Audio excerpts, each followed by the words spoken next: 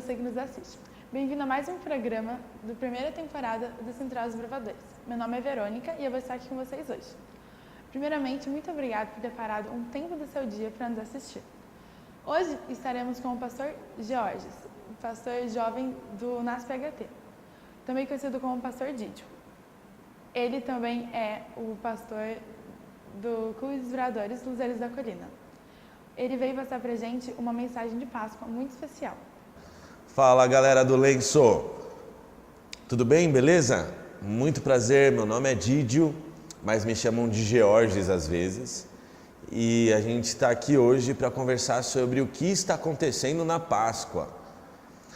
A gente está aqui para conversar o que existe por trás do chocolate, o que existe atrás dos ovos, por trás do comércio, o que existe por trás do coelhinho. E eu tenho certeza que você já deve ter se acostumado com a imagem de uma cruz, com a história de que alguém morreu no seu lugar. Eu tenho certeza que você conhece a história de Jesus. E eu não sei se você se pergunta, mas durante muitos dias e muitos anos eu me perguntei, poxa, por que precisava que Jesus morresse? Por que precisava de morte? As pessoas me falavam assim, Jesus é super poderoso, Deus é onipotente, Ele pode tudo, Ele é soberano. Aí eu pensava assim, poxa, se Deus é tão forte, e se Ele pode tudo, por que Ele só não perdoa a gente? Quando eu olho para mim, quando eu olho para os meus amigos, quando eu olho para o meu clube, quando eu olho para as pessoas que estão à minha volta, eu lembro que tanto eu como elas, todos nós somos pecadores, a gente erra o tempo todo. Eu não queria errar tanto quanto eu erro, mas eu erro. E a Bíblia me diz que o meu salário, porque eu errei, é a morte. Bom, beleza, eu sei que eu morri por causa do meu pecado.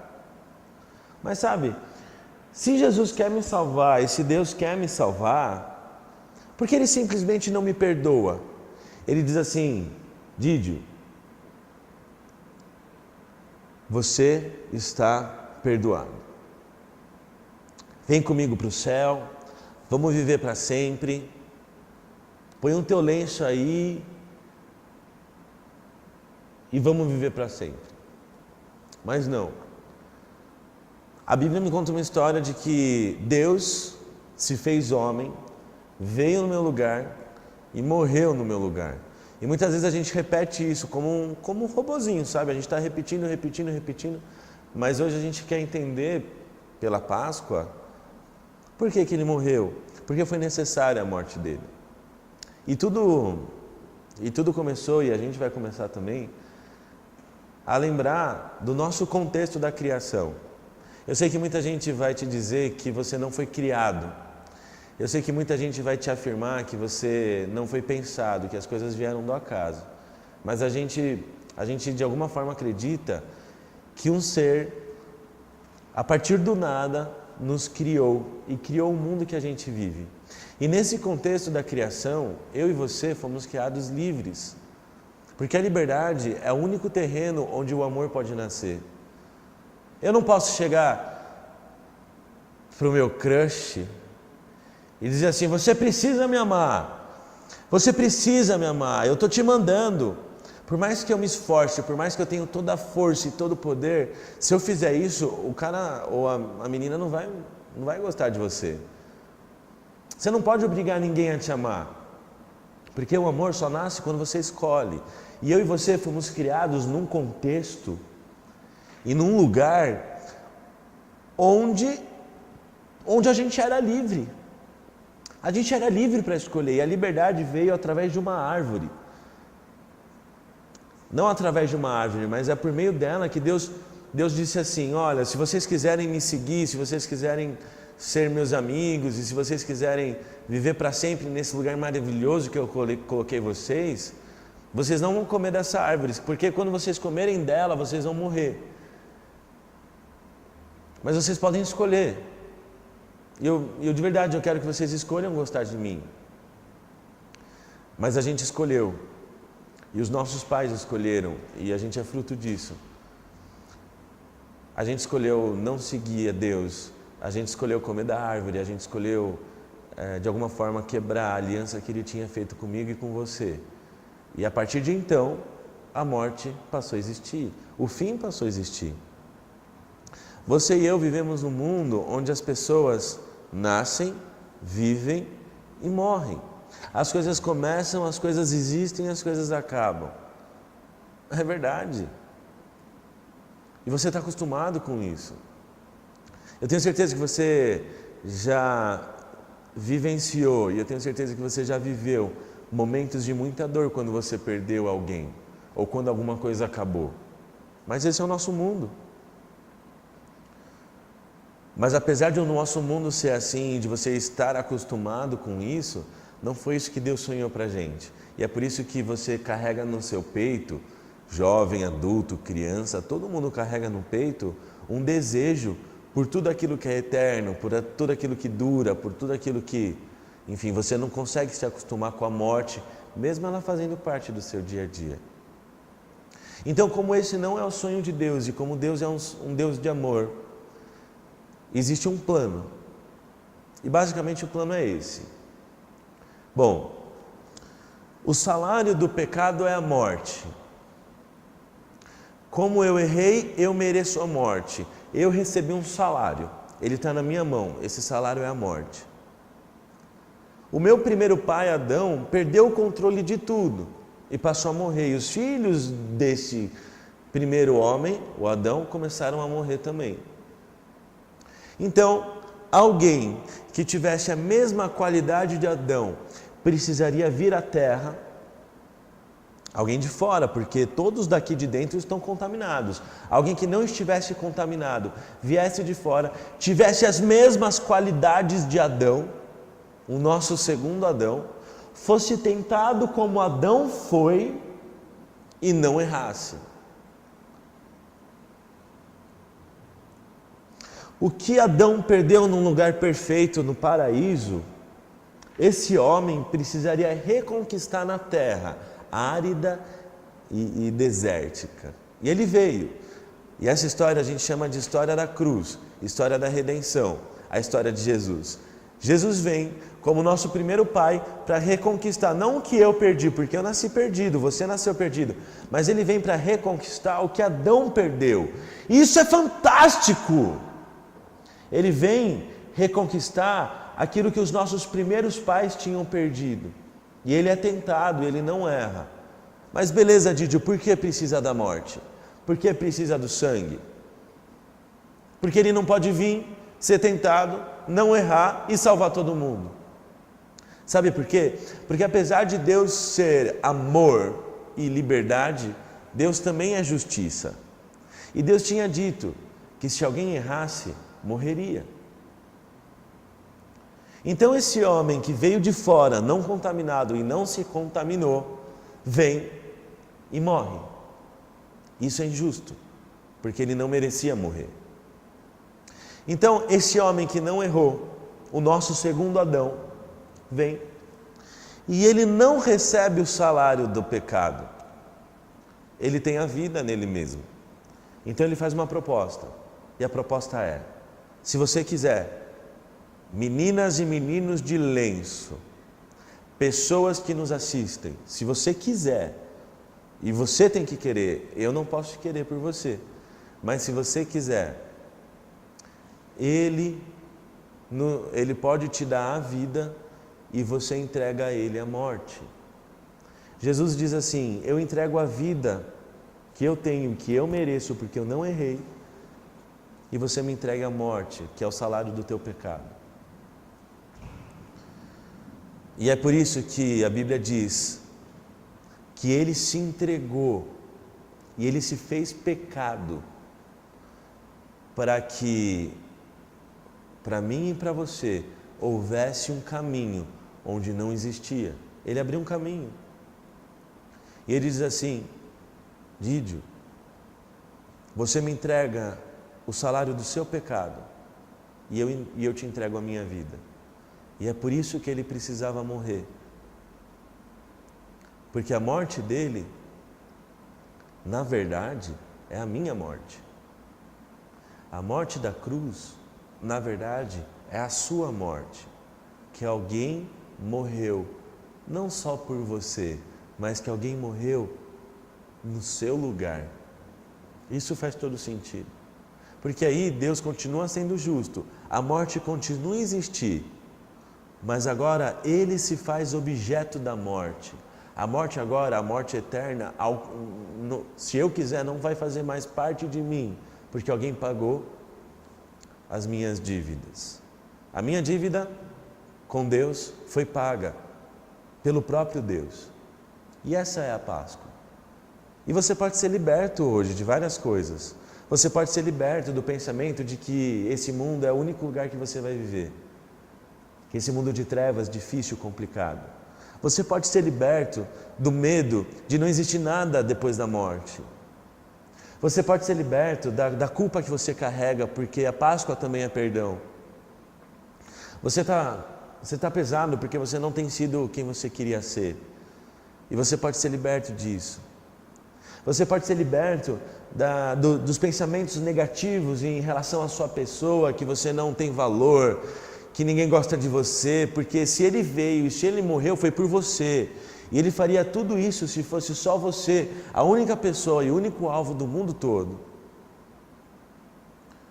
Então a Páscoa é salvação, a Páscoa é esperança, a Páscoa é liberdade, a Páscoa é sorriso sincero, a Páscoa é vida e vida em abundância. Amigos, e é por isso que existe o Clube de Desbravadores, é por isso que existem os programas da igreja, é por isso que existe a igreja. Não para ser um espetáculo, não para ser só competitivo, mas é para que crianças, adolescentes, jovens e adultos saibam que existe um caminho. Para que todos vocês saibam que esse não é o nosso lugar, que esse não é o nosso lugar. Eu tenho pouco tempo de pastor, um pouco mais de 1 ano, mas nesse tempo eu já fiz alguns velórios. Eu já fiz velório de criança que é recém-nascida, de jovens, de adultos e de pessoas experientes.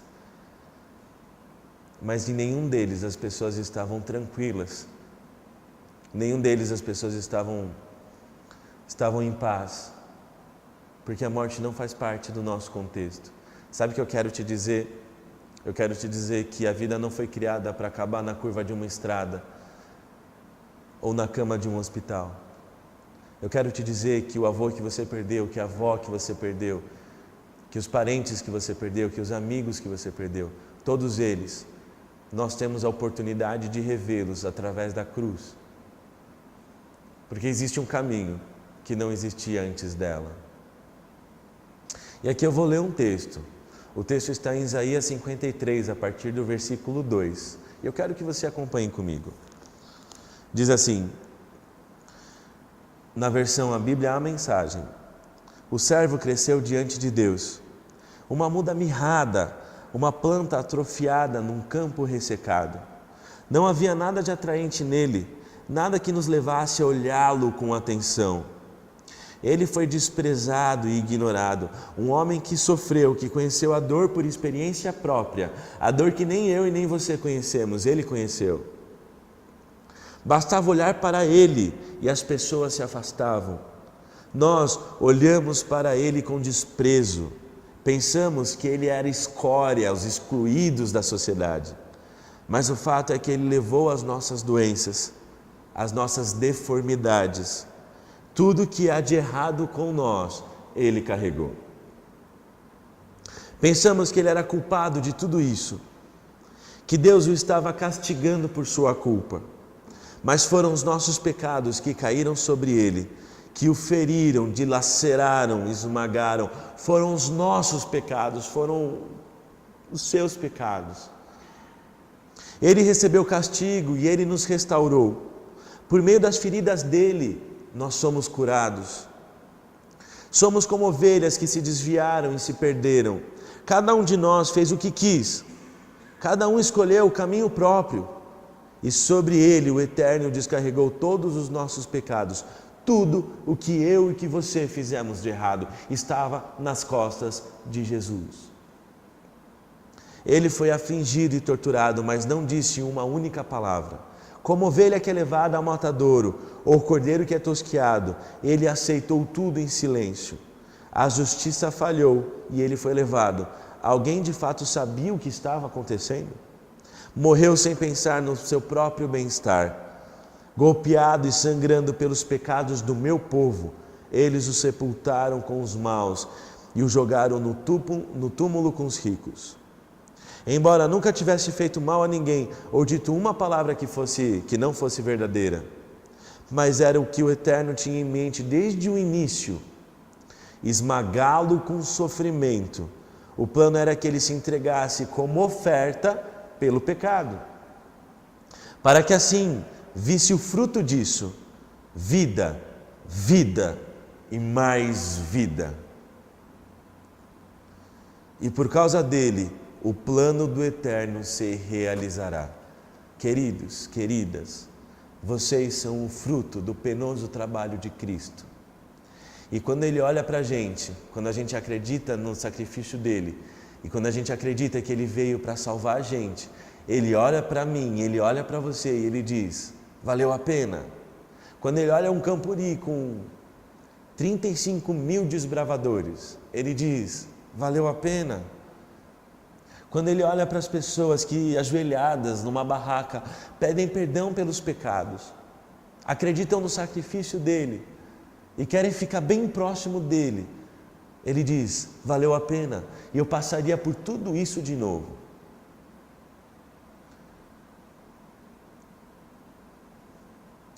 Eu queria dizer que o governo pode olhar para você e olhar um número de RG, de CPF. Que a sua escola pode te olhar como uma matrícula, um número, uma pessoa a mais na multidão. Mas Jesus olha para você como filho. E Jesus olha para você e Ele sabe o teu nome. Ele sabe por aquilo que você tem passado. E o serviço dele continua depois da cruz. Eu quero dizer que agora, nesse momento, você pode pedir perdão dos seus pecados. E você pode participar da Páscoa, que é a nossa liberdade. A liberdade de nós mesmos, da nossa insuficiência. A gente pode participar da Páscoa com Cristo. E você pode ficar bem perto dele. E você pode ter a certeza que ele te ouve depois que você ora, enquanto você ora e antes de você orar. E sobretudo, para que a gente encerre esse momento da Páscoa, eu quero te lembrar que nessa guerra entre bem e mal, nessa guerra entre o amor e o ódio, eu quero te lembrar que o amor venceu e que o filho que estava perdido foi achado. Eu e você estávamos perdidos e a gente foi achado. E é por isso que tudo que a gente vive com um lenço no pescoço faz todo sentido, porque a gente foi achado e o amor venceu. Eu vou terminar com uma oração. E nessa oração eu quero que você ore comigo. Eu quero que você deposite no coração de Deus todos os seus sofrimentos, tudo aquilo que tem te angustiado, todas as suas alegrias também. E eu quero que a partir disso você tenha um encontro real com Ele, porque eu tenho certeza que Ele está te esperando. Querido Jesus, obrigado porque a gente pode falar com o Senhor dessa maneira. Obrigado que a gente pode acreditar que existe um caminho melhor e um lugar melhor para a gente viver. Eu quero te dizer de verdade que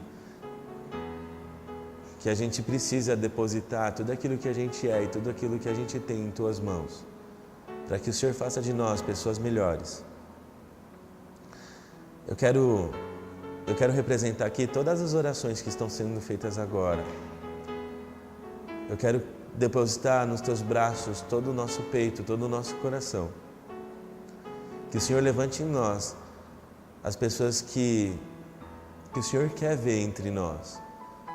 que a nossa vontade se misture com a Tua e que o Senhor seja o nosso grande líder, companheiro, mas sobretudo o nosso melhor amigo. Nos leve até o lugar onde as coisas não terminam. É o que a gente te pede, agradecendo pela Páscoa, pela liberdade e em nome de Jesus. Amém, Pai. Bom, galera, é isso. Espero que vocês tenham gostado.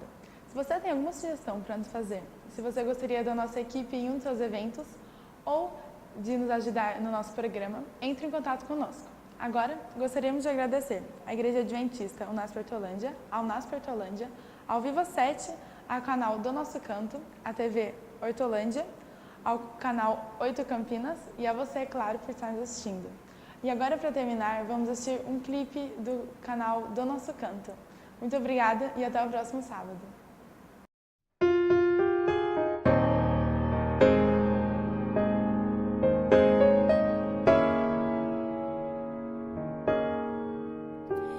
No trono do viver só existe lugar pra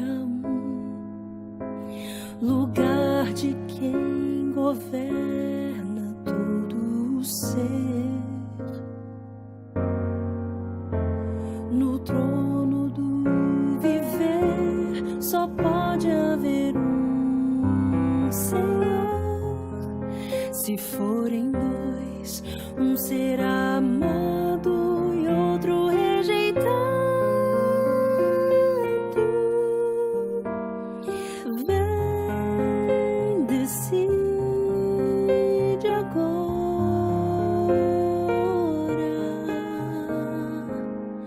quem vai ocupar seu coração. Mas lembre, se ele não for o primeiro em seu coração, então já não é mais nada, não passa de uma ilusão. Mas se ele for o primeiro, o seu companheiro, motivo do céu existir, você vai viver, você vai sorrir, você vai vencer.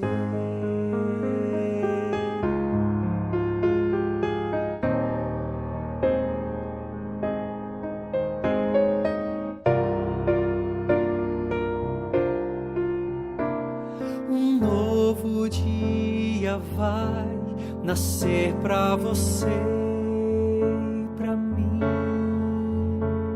Depende de aceitar Jesus no viver. É hora de beber da fonte da vida. Você verá que em Jesus existe plena alegria. Vem, decide agora